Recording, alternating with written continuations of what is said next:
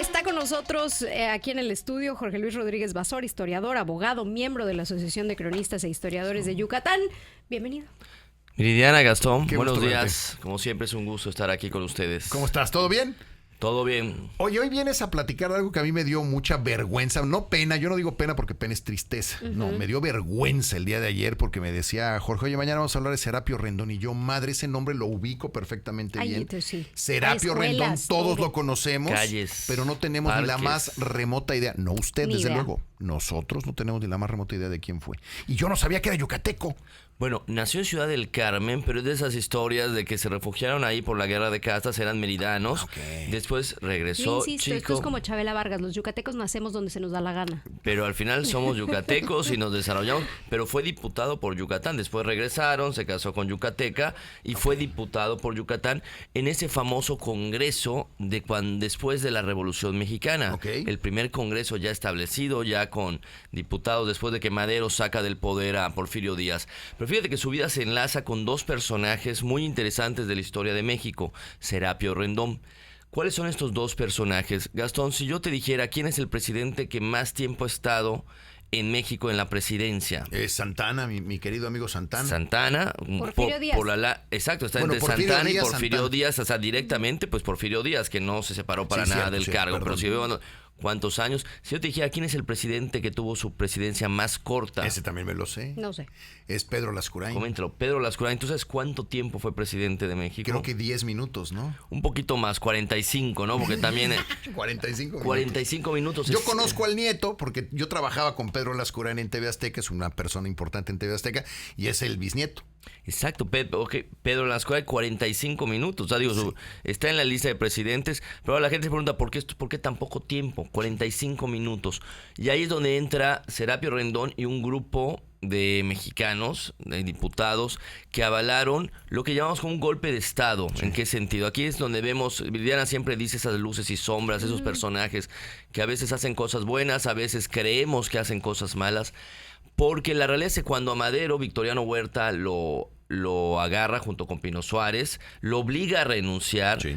Y ojo, todo se hizo de manera legal, todo se hizo de manera, digamos, constitucional. Sí. Reúnen a los diputados, le dicen, miren, el presidente Madero, el presidente Pino Suárez, vicepresidente quieren renunciar, renuncian. Pedro Lascurain, que era el secretario en ese momento, toma posesión como presidente, pero él ya estaba preparado el plan de Victoriano Huerta. Apenas toma posesión Pedro Lascurain, a los 45 minutos renuncia, ¿y quién crees que era su secretario de Gobernación? Victoriano Huerta. Ah, claro. Se había puesto sí, y automáticamente es presidente. Ya. Tenemos al presidente más rápido de toda la historia de México.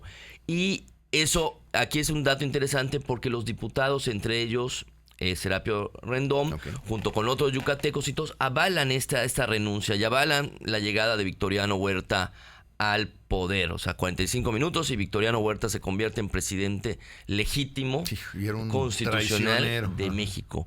Pero la realidad es que después ellos, Serapio Rendón, con otros empiezan a criticar a Huerta, se dan cuenta que lo que hicieron estuvo mal, se dan cuenta que esto de que le iban a perdonar la vida a Madero, a Pino Suárez, era una mentira. Claro. Y pues empiezan a criticar al régimen de Victoriano Huerta. Y uno de los más fuertes... ¿Diputados? Siendo diputados. El Congreso en ese momento, diputados, empiezan una lucha muy fuerte contra Victoriano Huerta. Ya le reconocen que no era el presidente legítimo, que había sido un golpe de Estado, que era inconstitucional.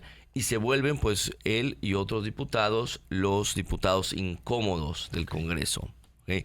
También aquí entra otro personaje que sí hemos escuchado hablar seguramente, Belisario Domínguez, sí, claro. Otro congresista. Ese es más reconocido, yo no sé por qué lo reconocen más. Hay una medalla que lleva su nombre, que también fue otro diputado junto con Serapio Rendón. ¿Yucateco? Él era chapaneco. Que lucharon igual y que denunciaron. Aquí lo interesante es que tanto Serapio Rendón como Belisario Domínguez y unos más por allá se paraban en la tribuna del Congreso, daban discursos hablando de lo mal que lo estaba haciendo Victoriano Huerta, daban discursos diciendo que no era el presidente legítimo, que era inconstitucional, recordaban la muerte de Madero, por ejemplo, y pues bueno, se vuelven los diputados incómodos, y al final con estos diputados incómodos pues los terminan asesinando.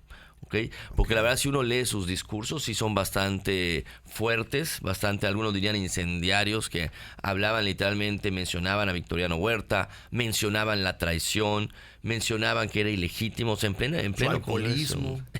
Bueno, eso no vi que lo mencionara. Sí, según yo sí, porque le entraba el coñac con singular alegría. Mira, qué interesante. De hecho, muere de cirrosis. Bueno, eso no lo veo en los discursos. Yo creo que lo dejaban aparte en los discursos en el Congreso, pero en todo lo demás le decían de hasta qué se iba a morir. Y pues bueno, al final... De cirrosis. Si lo dijeron, ya lo estaban advirtiendo. Sí. Y al final, pues eso es lo que pasa. Mueren estos 2 diputados, los agarran, los apresan, los asesinan en la Ciudad de México. De hecho, en el caso de Serapio Rendón, desaparece una noche, va a comer con unos amigos diputados allá en la Ciudad de México y desaparece.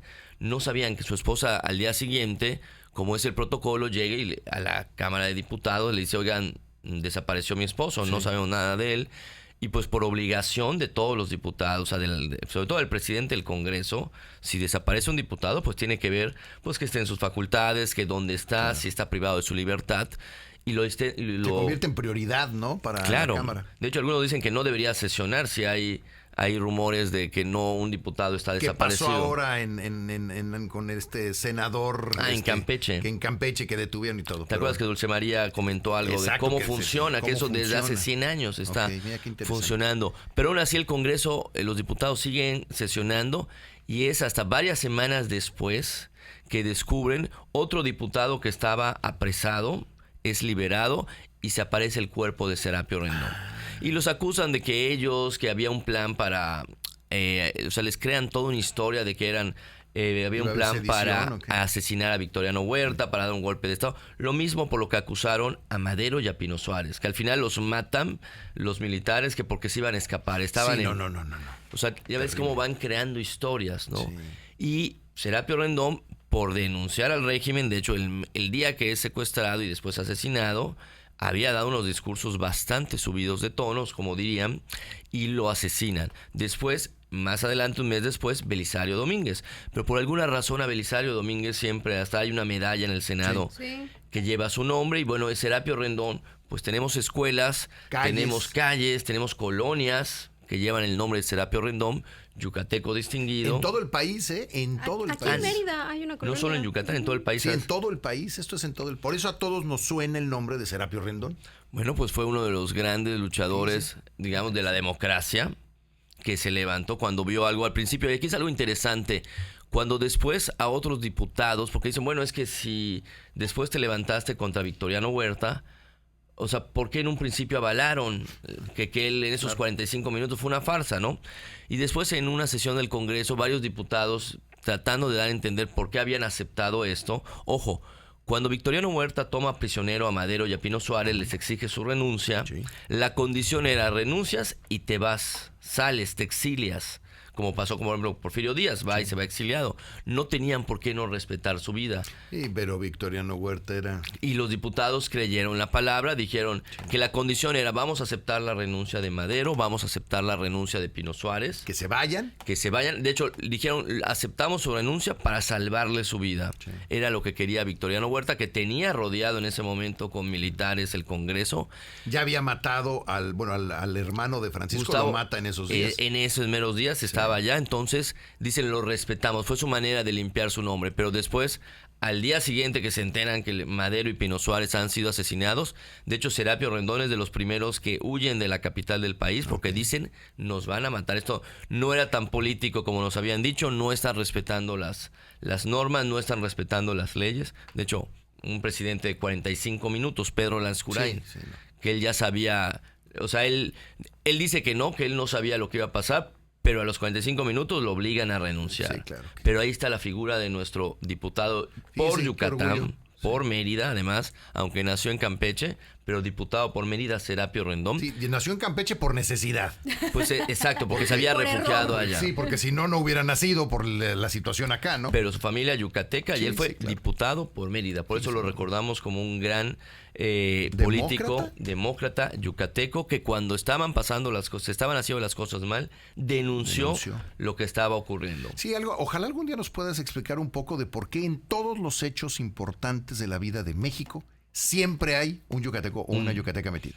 Y eso que estábamos separados. Exacto, por eso es todo. lo que me llama mucho la atención. O sea, en todos los grandes movimientos siempre había alguien. Siempre había alguien ahí. Teníamos que estar allá para ver qué estaba pasando y en qué podíamos ayudar. En qué podíamos, sí, no, o está muy denunciar. interesante. Sí, exacto, o denunciar. O sea, es esta cultura de la denuncia y de no, digamos como que no aceptar que se cometan actos pues con los que la sociedad yucateca no está de acuerdo, ¿es histórico?